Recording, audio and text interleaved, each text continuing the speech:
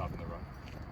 I think we did good. You know, it was top ranked rushing offense in the SEC, so it was a good opportunity to stop and get a good style of the running game next week for this week actually. Arkansas coach Sam Pittman said he credited the linebackers as a whole, including you. How do you match up with their offense, you think? I think we just got to prepare for them.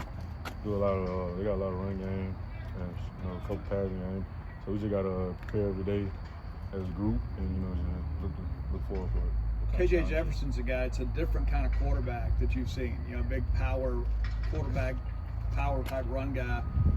What have you seen from him on film, or what kind of stands out about him?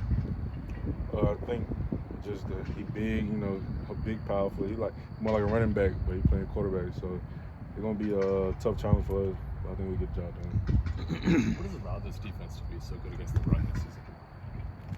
Just our mentality. Ain't nobody gonna run the ball on us, and we just preach on that every day. Run to the ball and all 11 defenders to the ball. So. What were you guys thinking when Martin got out on that the targeting call earlier? How did you guys have to respond to that? Just next man mentality. Next man step up.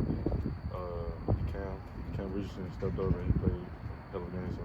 How much confidence does it build when you have that depth that you can lose an important guy like Martin and still have a pretty good outing with DK?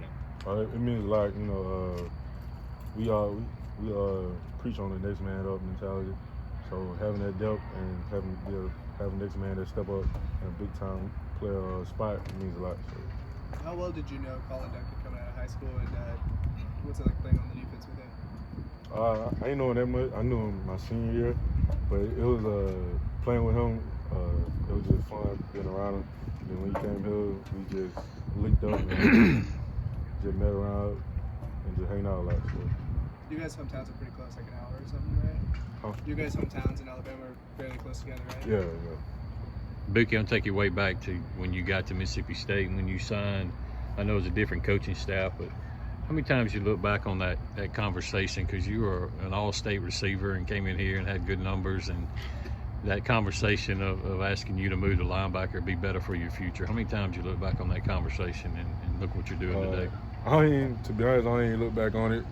I probably look back on my freshman year since I wasn't playing, but now that I'm in the role and I got big shoes to fill, it's just a blessing to be here and have that honor. So. How tough? Was it a tough transition at all making that switch from offense? I know you played some defense in high school, but at the college level, was it that difficult? Not really. It wasn't that difficult. It was just going to the other side. Now I got to hit instead of trying to run people over. So it's still the same. So. Yeah. Back during the recruiting process, we knew you as Nathaniel Watson, and you get here and everybody calls you Bookie. What's the story behind that? How'd you get that nickname? How do you feel about it? I'm a junior, so my dad was Bookie, Big Bookie, and they used to call me Little Bookie. And now that look at my size, so they don't call me Little Bookie no more. They just call me Bookie. So that's really the backstory. You guys are number 17 in the college football playoff rankings released tonight. What does it mean to be in the top 25 and have that reward for what you guys have done? I really ain't seen that, but it's probably nice, but we ain't looking at that right now. We focus on Arkansas this week, so yeah. No Christian Ford just got